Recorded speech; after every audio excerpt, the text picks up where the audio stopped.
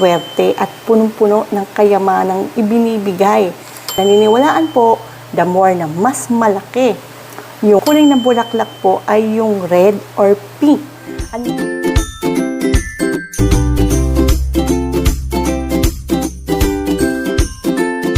Hi mga besh! Kamusta po kayo? Welcome back sa aking channel. In today's video, pag-usapan nga natin kung paano ba mag-alaga nitong mga wealth plants. Yan, saan ba ito magandang ilagay? Bawal ilagay? Paano mag-alaga nito? At ano ang symbolism nito sa feng shui?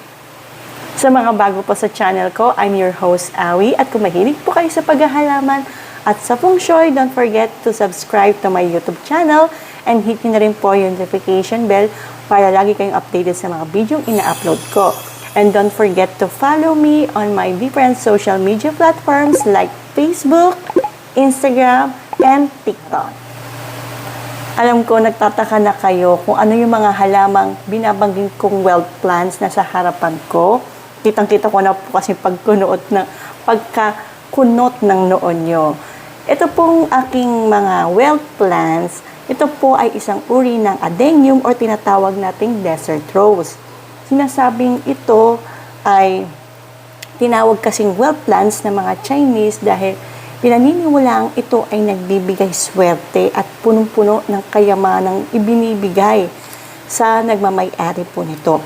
Dahil po yan sa kanyang codex. So, ano yung codex? Ito yan. Ito po yung mga swollen roots.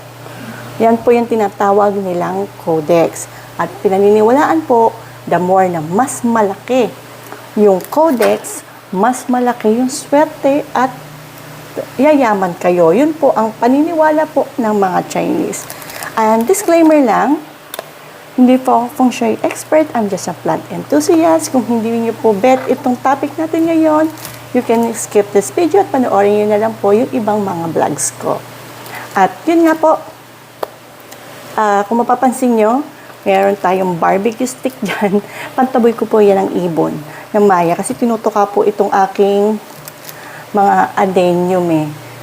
Kawawa naman, lalo na yung nauubos po yung lupa, hinahalukay nila hanggang ma-expose yung kanilang roots, tapos pag may namumulaklak, tinutuka din nila, so nawawala yung mga bulaklak. Kaya yun po yung problema ko. At yun nga, ito pong mga adenium natin or desert rose,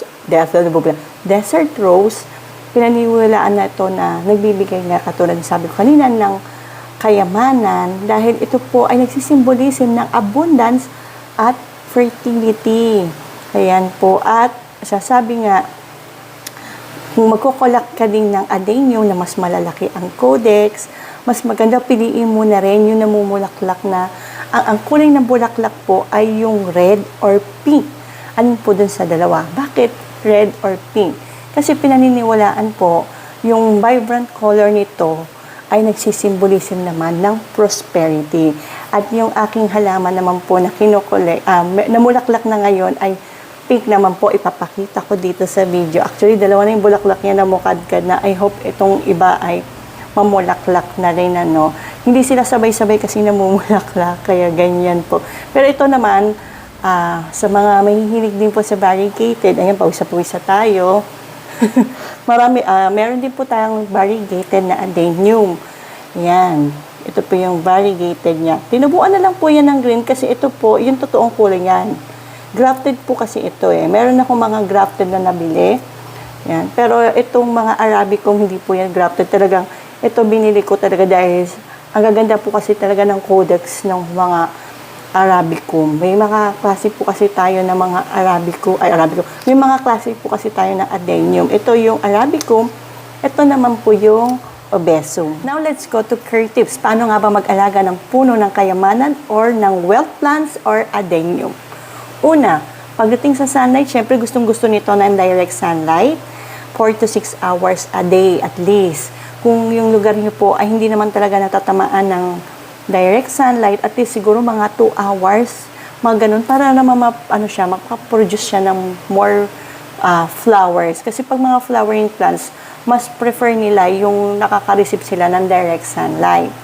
Yun lang. Huwag naman siguro maghapon, kasi yun naman ang iiwasan natin. para po iwas ma-burn yung kanilang mga dahon. Lalo na ngayon, pabago-bago yung klima natin, kahit La Nina. May time pag yung araw ngayon, lalo na, di ba, nag-iba yung direct ng sun. Ako naglagay ako ng net. Hindi, medyo yung parang brownish na, wow.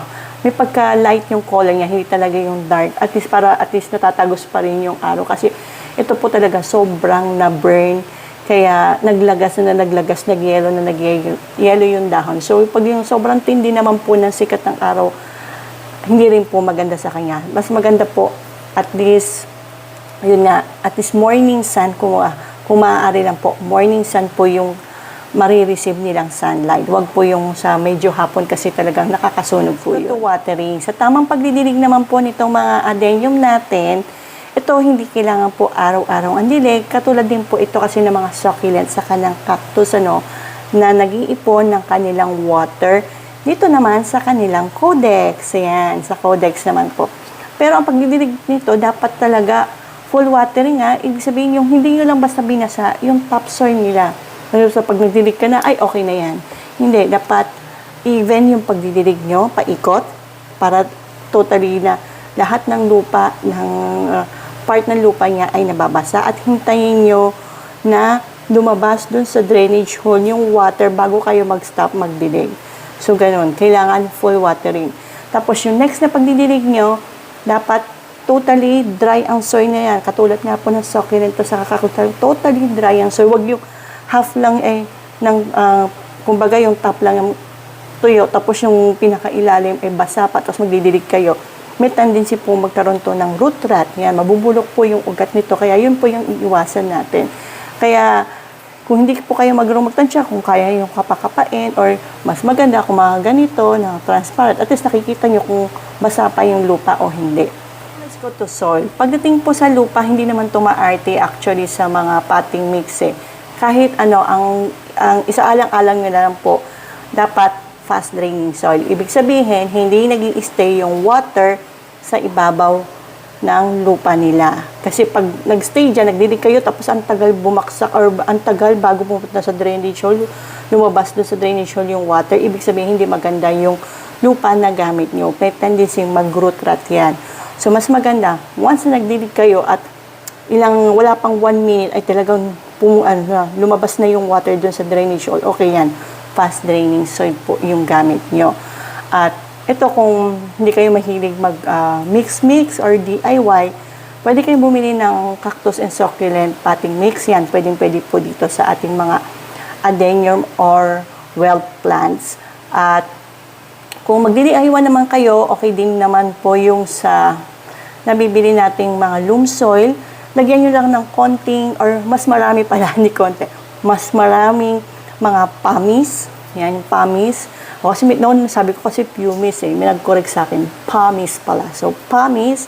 At kung meron naman kayong uling, yun lang, hugasan nyo. Tapos, i-chop-chop nyo na medyo malit kasi baka malalaki yung nabibili nyo. Pero meron na rin po pala sa palengke na bibili na maliliit. Yung mga ganito. Malaki lang po ng konti dito. Ewan ko, parang panghalaman kasi talaga medyo maninipis. Yun, may nabibili na po sa palengke, I think 25 pesos. Hugasan nyo lang po, tapos ihalo nyo sa potting mix nyo sa loam soil nyo.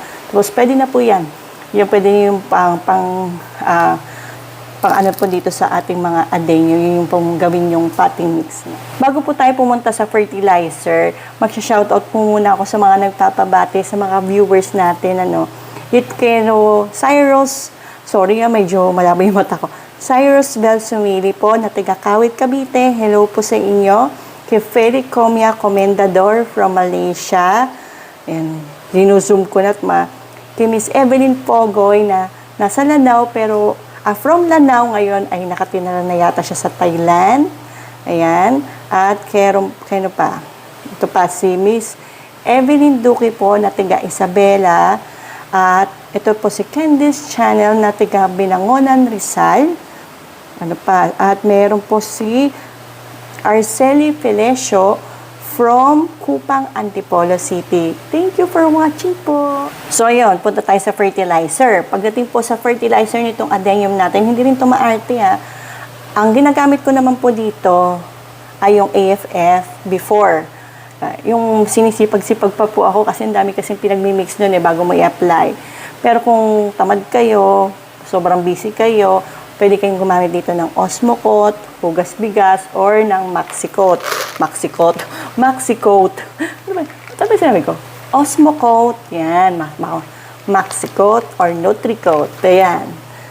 Ito yung Maxicoat na balance po na 14-14-14. Ito po yung itsura niya, yung iba-ibang kulay. Pwede rin po yan dito sa mga adenium natin at sa mga variegated plants kung meron kayo. Kahit ihalo niyo po yan sa potting mix or minsan naman ang ginagawa ko, ina-apply ko, nilalagay ko na lang po dito sa gilid po. Basta wag lang po dun direct or malapit sa roots nito.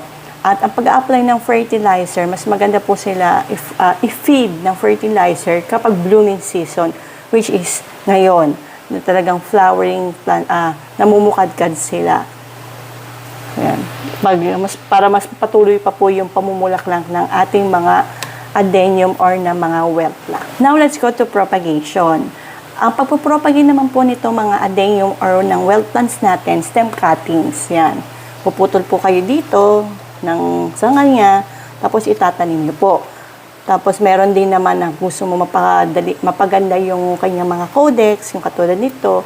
Meron din pong technique. Pero mas maganda po, separate ko na lang ng video para po mas klaro at mas maturo ko sa inyo yung tamang pagpapropagate.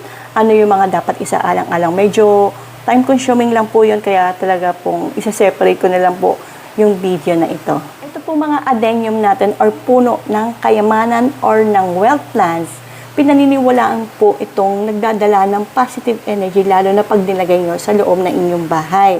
Nagpo-promote po kasi ito ng more wealth at success. Kaya mainam po na ilagay natin sila sa tamang lugar para mas magampanan pa po nila yung role nila as a lucky plant. So, saan ba ito magandang ilagay? Natin, mainam po na ilagay ito sa south-facing windows or south corner ng inyong tahanan para po mas mabalance pa niya yung indoor environment at maiwasan po natin yung mga misfortune or kamalasan. So, saan naman to bawal ilagay?